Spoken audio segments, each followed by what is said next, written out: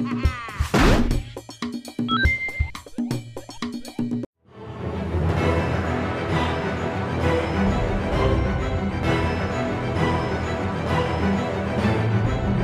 that's proving popular here at GameX is Magicka, which has been released for a while now, but you've been continuing to feed the masses with DLC, and you still have some plans to bring out even more DLC. Could you tell us a little bit about the next big DLC that's coming out? Yeah, we want to move on to the next level, so to speak, with games. So we don't want to work with only Magicka, but we still have some ace up our sleeve. We have the Stars Are Left. That's being released when it's being released early next year, I think. And it's a Lovecraftian tale of the four wizards facing against some insanity-inspired creatures and stuff like that. If I am to believe the press release, it's the biggest piece of DLC so far. Is that fair to say? It is. It will be a bigger DLC than the Vietnam DLC pack was. It will be more of a campaign-like DLC than the Vietnam challenge. Is this what players have been requesting most, or are you responding to feedback? Yeah, we're happy to be able to announce something like this because we have seen a lot of this campaign requests, because people really want to experience more adventure in Magicka, and I can understand that. So we're really excited about working on it as well. And you mentioned Lovecraft. How does Lovecraft translate into Magicka? It feels kind of natural because it's Magicka is kind of dark, even though it's a little bit cartoony, and all this dark humor translates very well into the Cthulhu-themed monsters and all that. So we really hope to have some kind of Magicka twist on the Cthulhu mythos, I'd say. So yeah, I think it works. And that takes us to the monsters, of course. Are there any specific Cthulhu-like creature that you will encounter in Stars Are Left? Well, of course we have cultists, and there will be some Nova. Unpronounceable. Yeah, unpronounceable ones. And also, I'm pretty sure you will encounter some old creature, elderly being. So yeah.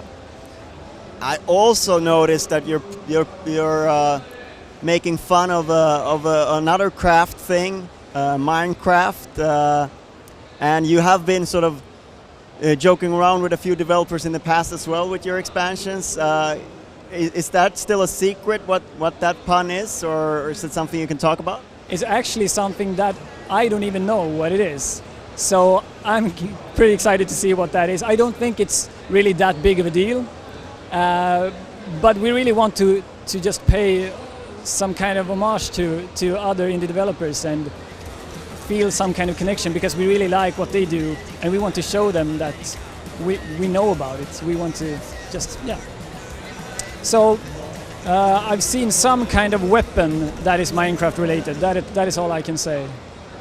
So we'll have to keep our eyes open for that in Stars Are Left. But you mentioned that you're actually moving on to something else now, not really working on this DLC. I know you're not talking about that obviously yet, but what kind of lessons have you learned from making Magicka, which was your first game, which took a long time to get out, and that you want to adopt in your next project? We have pretty much learned it all, because of course we're not fully learned, but I mean, I'm talking about that we knew nothing in the beginning. So now we have this experience platform to stand on, where we can say we can judge deadlines a lot more correctly. We can be able to plan more efficiently, and we also know what we are good at, and we know our weaknesses. So we plan accordingly and outsource accordingly. So we're starting some new projects yet to be revealed, and it has nothing to do with Magicka pretty much. And it's really great to be able to do something new, finally. But we're not letting Magicka go yet, so there's still a lot of stuff to come from the Magicka direction. I noticed a sign on the wall that you're looking for people. Are you growing as a company? Actually, yeah. The studio has split in two, pretty much. So me and another... Not because of any fighting or anything? No, maybe, but no. But two of us have moved down to Stockholm to work with a new studio. So we kind of created a new studio with interns, and then we have hired some of them. And now we're looking for even more interns and people to work with. So we're looking to hire. And this is because we're running two projects parallel now. So in January, probably the rest of the studio will join up with us down there. And then we'll just be able to work on our project simultaneously and together, and that'll be much more beneficial situation, I think. Is it a sad thing leaving your home up north, or do you feel that it's a natural progression, and are there reasons why it's better to have the studio in Stockholm? Yeah, I was kind of glad to be able to move beforehand, before the rest of the crew, because I felt that while Sweden, north of Sweden is really nice, it lacks a lot of things that the south of Sweden can offer.